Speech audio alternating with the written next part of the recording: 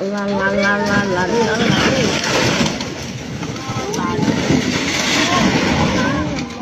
Tôi lúc tôi để nhớ cho tao à.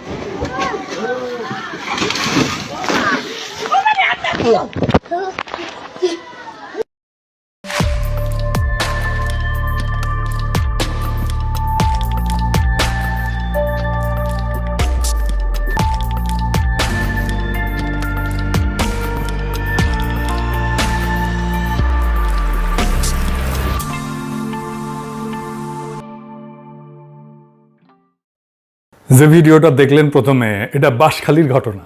টানা 6 দিনের ভারী বর্ষণ আর পাহাড়ি ঢলে সাঙ্গু নদী, ডলু নদী এবং হাঙ্গর খালের পানি বিপদসীমার উপর দিয়া বইতেছে। বাঁধ, ডিঙা, লোকালয়ে ঢুকছে পানি। অন্তত 15টা উপজেলায় 4.5 লাখ মানুষ পানিবন্দী। সবচেয়ে বিপর্যস্ত হয়েছে সাতকানিয়া। প্রায় 80% এলাকা প্লাবিত হয়ে গেছে, পানির নিচে চলে গেছে। প্রায় 3.5 লাখের বেশি মানুষ দুর্ভোগে আছে। কি ভয়ানক অবস্থা! আমি আর সেগুলো দেখাইলাম না, আপনারা দেখছেন মনে হয়। 5 দিনের অতিবৃষ্টি এবং পাহাড় ধসে অন্তত 30 জন মারা গেছে। আর 1983 সালের রেকর্ড ভেঙে 43 বছরের সর্বোচ্চ বৃষ্টিতে চট্টগ্রামও ডুবে গেছে শহর। শহরে জলাবদ্ধতা আর গ্রামের বন্যা, একই আকাশ থেকে নামা একই বৃষ্টি, কিন্তু দুইটা আলাদা রোগ, আলাদা সমাধান। এই সাতকানিয়ার বন্যা স্থানীয়দের ভাষায় নতুন কিন্তু কিছু না। পাহাড়ে বৃষ্টি বেশি হইলেই সাঙ্গু নদী ফুলে ফেপে ওঠে, সাতকানিয়া ডুবে যায়। এটা তারা প্রজন্মের পর প্রজন্ম ধরে দেখতেছে, জানে, মানে সমস্যাটা প্রেডিক্টেবল, সবাই জানে এটা ঘটবে, ঘটতে পারে। কিন্তু রাষ্ট্রের প্রস্তুতি কি? কোনো প্রস্তুতি নাই।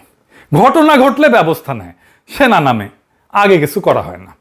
আজকের এপিসোড চট্টগ্রামের নগর ডোবা নিয়ে, এটা নিয়ে আগে আলাপ করে নিই, কারণ দুইটা জিনিস আলাদা, দুইটা সমাধান আলাদা।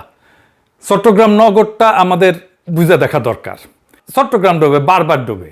চট্টগ্রাম আমাদের দেশের সবচেয়ে সুন্দর মহানগর, আমাদের বাণিজ্যিক রাজধানী। আমাদের জন্য গুরুত্ব ঢাকার পরেই চট্টগ্রামের। আমাদের কালচারাল ক্যাপিটালও চট্টগ্রাম, আমাদের ইকোনমির হৃৎপিণ্ড। এই চট্টগ্রাম আর চট্টগ্রামের কি অবস্থা দেখেন। এই জলাবদ্ধতার সমস্যা তো একদিনে শুরু হয় নাই, এটা বিকট আকার ধারণ করছে 2002 সাল থেকে। চট্টগ্রামের স্থানীয় এই সংবাদটা দেখেন, 2022 সালে প্রকাশিত। এডিটর সাহেব তারিখটা দেখান। তারা বলতেছে এই সমস্যা 2 দশকে প্রকট আকার ধারণ করেছে। সবচেয়ে গুরুত্বপূর্ণ শিরোনামটা আছে টাইটেলেই। এডিটর সাহেব একটু হাইলাইট করে দেন। চট্টগ্রাম উন্নয়ন কর্তৃপক্ষ জানেই না এই সমস্যা কেন হইতেছে। কি অবস্থা, আজব কাণ্ড। আসেন এটা বুঝে দেখি যে আসল সমস্যাটা কোথায়। 2006 সালে আমি বাংলাদেশে যে কোম্পানিতে কাজ করতাম আর কি, ওই সময় নতুন জয়েন করছি, 1 মাসও হয় নাই। রাতে চট্টগ্রামের ম্যানেজার ফোন দিল, গভীর রাতে, কান্না কান্না স্বরে কইতেছে, স্যার বৃষ্টিতে আমাদের ডিপো ডুবে গেছে, সব ওষুধ পানির তলে, আমরা কিছু করতে পারতেছি না। বুঝতে না বুঝতেই বন্যার মতো পানি এসে সব ডুবাই ফেলছে। কয়েক কোটি টাকার ওষুধ পানির নিচে। পরদিন অফিসে যায় খোঁজ নিলাম, বিড়ি গিচ্ছিরি অবস্থা। জিজ্ঞাইলাম ওইখানে কেন ডিপো নিচ্ছেন আপনারা, পানি ওঠে জানেন না? কইল স্যার জিন্দেগিতে এই জায়গায় পানি ওঠে নাই, এবারই প্রথম। তার মানে প্রত্যেক বছর নতুন নতুন এলাকায় পানি উঠতেছে। আমার ছোটবেলায় চট্টগ্রামে অনেক সময় ধরে থাকছি। আমার বড় মামা থাকতেন চট্টগ্রামে ইস্পাহানি বিল্ডিংয়ে। স্কুলে যখন ছুটির মৌসুম আসতো, গরমের ছুটি, রোজার ছুটি, তারপরে গরমের ছুটি, রোজার ছুটি, তারপরে এসএসসি পরীক্ষার ছুটি, তখন যাইতাম চট্টগ্রামে। পাশেই বড় বাটালি হিল, ছোট বাটালি হিল, দাপাদাপি করতাম। ইস্পাহানি বিল্ডিং এর পিছিয়ে একটা পেঁচানো লোহার সিঁড়ি আছে, এখন আছে কিনা জানি না। নিচতলায় মেজর রফিক থাকতো, মানে আওয়ামী লীগের স্বরাষ্ট্রমন্ত্রী হয়েছিল। আমি এখনো স্বপ্নে মাঝে মাঝে ইস্পাহানি বিল্ডিং এর পাশের রাস্তাটা দেখি। আমার খুব ভালো সময় কাটছে। যাই হোক, এটা বললাম বোঝানোর জন্য যে চট্টগ্রাম আমার অনেক আপন আর কাছের জায়গা। তাই আমারও প্রশ্ন, চট্টগ্রাম ডুবে কেন? কেন বারে বারে চট্টগ্রামের নতুন নতুন এলাকা ডুবতেছে? অনেকে বলে খাল ভরাট, দখল, ময়লা, বৃষ্টি বেশি। ঠিক আছে, সব সত্য, কিন্তু এই উত্তরগুলা একটা জিনিস লুকায় রাখে। এগুলো লক্ষণ, রোগ না। কারণ এই একই শহরে 10,500 কোটি টাকা ঢালা হয়েছে গত 10 বছরে। খাল খোঁড়া হয়েছে, গেট বসানো হয়েছে, বিদেশি কনসালটেন্ট আসছে, মাস্টার প্ল্যান হয়েছে, কাম হয়েছে লবডঙ্কা। এরপরে এক পশলা বৃষ্টি হয়, মুরাদপুর বেঁচে যায়। তাহলে সমস্যাটা তো টাকার না, বুদ্ধিরও না।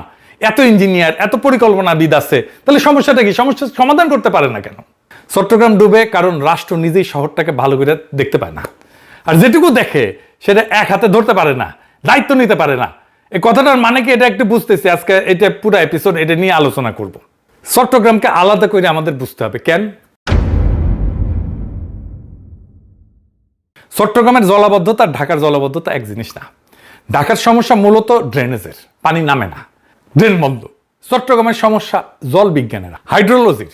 এই দুইটা পুরো আলাদা। চট্টগ্রাম বসে আছে তিনটা শক্তির টানাপোড়েনের মাঝখানে। উপরে পাহাড়, বৃষ্টি হইলে পানি নামায়, সাথে নামায় বালি মাটি যেটা খাল ভরাট করে ফেলে। নিচে কর্ণফুলী আর সাগর, জোয়ারের সময় পানি উল্টা শহরে ঢুকায় দেয়। আর মাঝখানে শহর, যেটা দুই চাপের মধ্যে স্যান্ডউইচ হয়েছে। এই জন্যে চট্টগ্রামে শুধু খাল খুললে হবে না, জোয়ারের সময় খালের মুখ বন্ধ রাখা, ভাটার সময় খোলা, এই কাজটা করার জন্য লাগে স্লুইস গেট, টাইডাল রেগুলেটর। প্রকৃতি এই শহরকে এমন একটা বিশেষত্ব দিচ্ছে যেখানে টাইমিংই সব। কখন পানি ছাড়বেন, কখন আটকাবেন, আপনাকে খেলতে হবে প্রকৃতির সাথে, তার ইচ্ছার সাথে মিশে থাকার তরিকা বুঝতে হবে।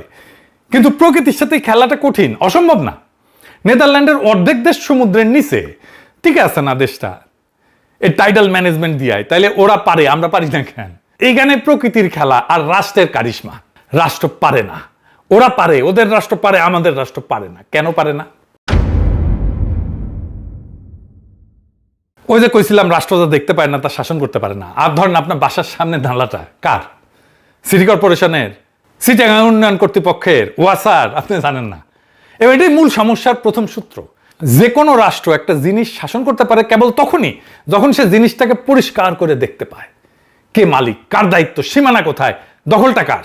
যে জিনিস রাষ্ট্রের চোখে ঝাপসা সেটা রাষ্ট্র নিয়ন্ত্রণ করতে পারে না, হালকার উপরে ঝাপসাইয়া যায়। এই ব্যাপারটা নিয়ে একজন চিন্তাবিদ আছেন, জেমস স্কট, রাষ্ট্রবিজ্ঞানের লোক। তার একটা কথা আসছে, রাষ্ট্র যা পড়তে পারে না তা শাসন করতে পারে না। ইংরেজিতে বলে লেজিবিলিটি, মানে পাঠযোগ্যতা। একটা জিনিস রাষ্ট্রের খাতায় স্পষ্ট করে লেখা না থাকলে কে মালিক, সীমানা কই, দায় কার, রাষ্ট্র সেই জিনিসটার উপর হাত রাখতেই পারে না। চট্টগ্রামের সমস্ত সমস্যা ঠিক এই জায়গাটায় বসে আছে, খাতায় ঝাকসা। তাই বাস্তবে এটা বেহাত হয়ে গেছে। এটা কেমন? চট্টগ্রামের 57টা খাল ঠিক এই ঝাপসা এলাকার মধ্যে পড়ে আর কি, হালকার উপরে ঝাপসা হয়ে গেছে। একটা খালের এক অংশ সিডিএ কাজ করে, চট্টগ্রাম উন্নয়ন কর্তৃপক্ষ, আর এক অংশে সিটি কর্পোরেশন কাজ করে। পানি প্রবাহের দায় আবার পানি উন্নয়ন বোর্ডের। আর নালার সংযোগ ওয়াসার। 4টা জায়গা, এক খাল 4 মালিক। আগে একটা সিনেমা ছিল, এক ফুল দো মালি, আর এই এক খাল তার মালিক 4টা। মানে আসলে কোনো মালিক নাই তো। আর যেখানে মালিকানাই ঝাপসা সেখানে দুইটা জিনিস অনিবার্যভাবে ঘটবে। এক নাম্বার হইতেছে দখলদার ঢুকবে, কারণ দখলদার জানে যে খালের এই অংশটা কারো না। সে জানে তাকে থামানোর দায়িত্ব 4 জনের, মানে আসলে কারো না।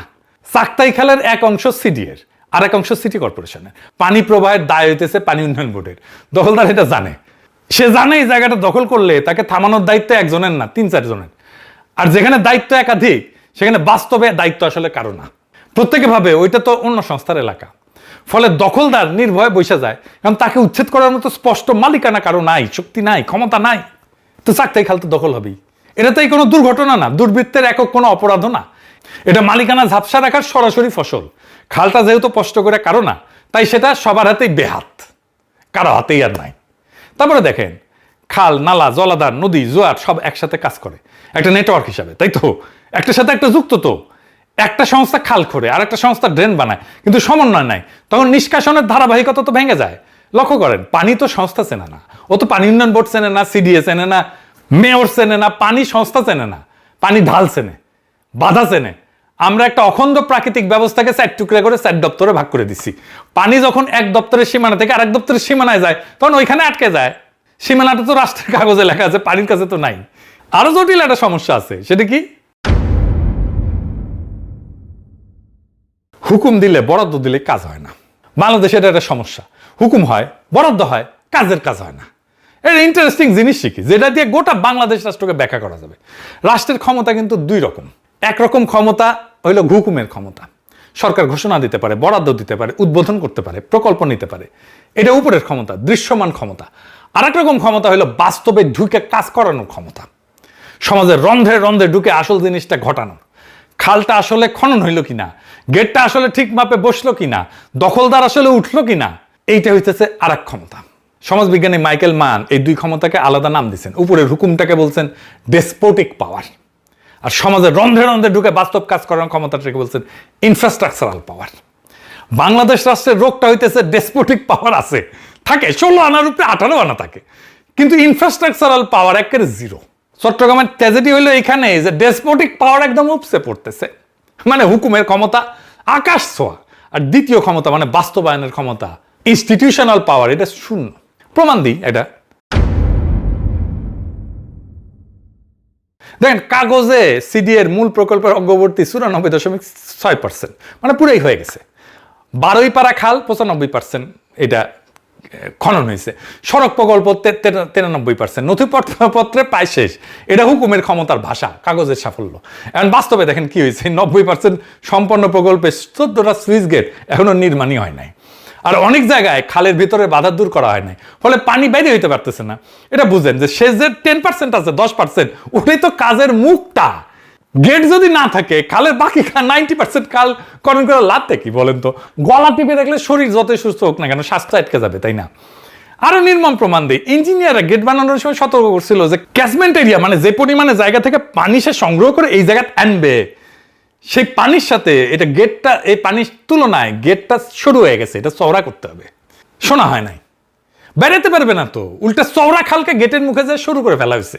হুকুমের ক্ষমতা গেট বসেছে, কিন্তু বাস্তবে কাজ করানোর ক্ষমতা, যেটা ইঞ্জিনিয়ারের পরামর্শ গেট চওড়া করা, এটা মানেই হয় না, শোনেই নাই।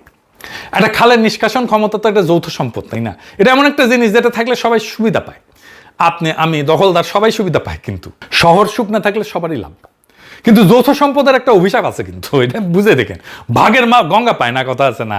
বাংলাদেশ তো আমাদের যৌথ সম্পদ, এটা কি আমরা আমাদের সম্পদের মতো করে হেফাজত করি না তো? যেহেতু সুবিধাটা সবার, যেহেতু রক্ষা করার দায়ও সবার, আর সবার দায় মানে কার্যত আসলে কারোই দায় না। দেখেন কিভাবে কাজ করে এটা। খালে ময়লা ফেললে আপনার আমার ব্যক্তিগত ক্ষতি সামান্য, তাই না? এক ব্যাগ ময়লাই তো, তাই না? কিন্তু ভালো নাগরিকের মতো ব্যবহার করলে আপনার বা আমার ব্যক্তিগত লাভ কি খুব বেশি? সামান্য। আপনি এক নালা পরিষ্কার রাখলে শহর শুকাবে না, তাই প্রত্যেকের কাছে ব্যক্তিগতভাবে ময়লা ফেলাটাই যুক্তিসঙ্গত। কিন্তু এটা কিন্তু খুব একটা চমৎকার বিষয়। দেখেন দেখেন ময়লা না ফেললে আমার ব্যক্তিগত লাভ খুব সামান্য, ময়লা ফেললে আমার ব্যক্তিগত ক্ষতিও খুব সামান্য। তাই যুক্তি কি? আমি ময়লা ফেলবো। সবাই যুক্তিসঙ্গতভাবে আচরণ করে, রেশনাল আচরণ করে, আর সমষ্টিগতভাবে সবকিছু মরে যায়, খাল বন্ধ হয়ে যায়, ড্রেনেজ বন্ধ হয়। দখলদারও ঠিক একই অঙ্ক খেলে। খাল দখল করলে লাভটা তার একাত্ম, জমি, দোকান ভাড়া, কিন্তু ক্ষতিটা অনেকের মাঝখানে সরানো, গোটা শহরের উপরে সামান্য সামান্য করে আপনার আমার উপরে এটা পড়বে, তাই না? কিন্তু ব্যক্তিগত লাভ কেন্দ্রীভূত, একার, সামষ্টিক ক্ষতি বিতরণকৃত। এই অসমতাই দখলকে যুক্তিসঙ্গত করে তোলে। খুব খারাপ লাগলো শুনে, কিন্তু এটাই আসলে কাজ করে। এটাই দখলের পক্ষে সবচেয়ে শক্তিশালী যুক্তি। আর ঠিক এই একই অভিশাপ সংস্থাগুলোর মধ্যেও কাজ করে। স্যার, সংস্থা প্রত্যেকের নিজের অংশটুকু করলেই তার কাজ শেষ। পুরা শহর সুখ এলো কিনা সে দায় কার? সবার। সবার মানে তো আবার কারো না, মানে কারোই না। সিডিএ বলবে খাল তো খুঁড়িছি আমি, সিটি কর্পোরেশন বলবে নালা তো পরিষ্কার করেছি আমি, পানি উন্নয়ন বোর্ড বলবে গেট আমার এলাকায় ঠিক আছে। তো প্রত্যেকে সৎ তার কাজের ব্যাপারে, প্রত্যেকের, কেউ ব্যর্থ না, প্রত্যেকে সফল, তবু শহর ডুবে যায়। এটাই যৌথ সম্পদের ট্র্যাজেডি। যেখানে সবাই আলাদাভাবে ঠিক, সেখানে সম্মিলিতভাবে সবাই ভুল। এবং এই সমস্যার একটাই সমাধান আছে, সমাধান সম্ভব, কিন্তু একটাই সমাধান। কি সেটা? এটা হইতেছে বিশ্বাসযোগ্য একক কেন্দ্রীয় নেতৃত্ব, যার হাতে থাকবে নিয়ম বানানোর ক্ষমতা, নিয়ম ভাঙলে শাস্তি দেওয়ার ক্ষমতা, আর সবচেয়ে জরুরি একক দায়িত্ব নেবে সে। যেখানে ব্যর্থ হইলে জবাব একজনকে দিতে হবে, 4 জন না। প্রথমে বলছিলাম না যে রাষ্ট্র ঝাপসা জিনিস শাসন করতে পারে না। তাই প্রথম কাজ খালকে রাষ্ট্রের চোখে স্পষ্ট করা। প্রত্যেকটা খাল নালার একক নিঃসন্দেহ মালিকানা নিশ্চিত করতে হবে। কে দায়ী, কার সীমানা, দখলটা কার, কাগজে না মাঠে, এটা চিহ্নিত করতে হবে। ইনস্টিটিউশনাল পাওয়ার গড়ে তোলার কাজটা ঠিকভাবে হয়েছে কিনা সেটা নিশ্চিত করতে হবে। তাই বাকি হয়েছে 14টা গেট, যেটা হয়নি তৈরি, ওটা শেষ করতে হবে। আর গেটের ম্যাপ ক্যাচমেন্টের সাথে যে পরিমাণে জায়গা থেকে পানি আসবে সেটার সাথে মিলায় শোধরানো হইতে হবে, এটা চওড়া করতে হবে, পানি বেরোনোর রাস্তা দিতে হবে। নতুন প্রকল্প নেওয়ার চাইতে পুরানা যে সমস্যা সেটা সমাধান করতে হবে। এই শেষ 10%ই আসল 100% আসলে। এবং প্রকল্পের সাফল্য মাপতে হবে কাগজের অগ্রগতিতে না, বৃষ্টির দিনে শহর শুকনা থাকলো কিনা এটা দেখে। আর কি বলছিলাম না, সবার দায় মানে কারো দায় না। তাই একটা মূল ওষুধ, এক ছাতা, এক কর্তৃপক্ষ, এক দায়। এপ্রিল 2006-এ 19 সদস্যের সমন্বয় কমিটি হয়েছে, সেনাবাহিনীর 34 ইঞ্জিনিয়ারিং ব্রিগেড সহ। কমিটি আর কর্তৃপক্ষ কি এক জিনিস বলেন তো? কমিটিতে দায় আবার ভাগ হয়ে যায় 19 ভাগে। যা লাগবে তা হইল একজনের সব দায়িত্ব, যার হাতে বাজেট, যার হাতে ক্ষমতা, তার হাতেই দায়। 3টা একই সাথে। শহর ডুবলে জবাবটা তাকে দিতে হবে, একাই দিতে হবে। চট্টগ্রামে জলাবদ্ধতা একটা ইঞ্জিনিয়ারিং সমস্যা না, এটা একটা রাষ্ট্র গঠনের সমস্যা। পানি এখানে নিছক পানি না, পানি হইল একটা আয়না, যেখানে বাংলাদেশ রাষ্ট্রের চেহারাটা ধরা পড়ে। যে রাষ্ট্র ঘোষণা দিতে পারে কিন্তু কার্যকর করতে পারে না, বরাদ্দ দিতে পারে কিন্তু সমন্বয় করতে পারে না, দেখতে পারে একটা অংশ কিন্তু ধরতে পারে না গোটাটা। চট্টগ্রামের জলাবদ্ধতা ঠিক করা সম্ভব? এখন প্রশ্ন করতে পারেন কয়দিনে ঠিক হবে? এই প্রশ্নটা আগে জিজ্ঞেস করেন। রাষ্ট্রকে কোনোদিন শহরটা ড্রেনেজ ম্যানেজমেন্ট একক কর্তৃপক্ষের হাতে দিতে রাজি হবে? যেদিন একজন দায়িত্ব নেবে, বাজেট ক্ষমতার দায় তিনটা যখন এক হাতে, সেদিন থেকে 2 থেকে 3 বছর এই সমস্যার সমাধান হয়ে যাবে একবারে পুরাপুরি। তার আগে না, 200 বছরেও না। আপনি যত হাজার কোটি টাকা ঢালেন না কেন, লাখ কোটি টাকা ঢালেন না কেন, হবে না এটা। চট্টগ্রামবাসী আওয়াজ তোলেন, এক ড্রেনেজ কর্তৃপক্ষের হাতে চট্টগ্রামের জলাবদ্ধতার সমস্যার সমাধানের দায়িত্ব দিতে হবে। তাহলেই চট্টগ্রামবাসী এই জলাবদ্ধতার সমস্যা থেকে মুক্তি পাবে। ইনকিলাব জিন্দাবাদ।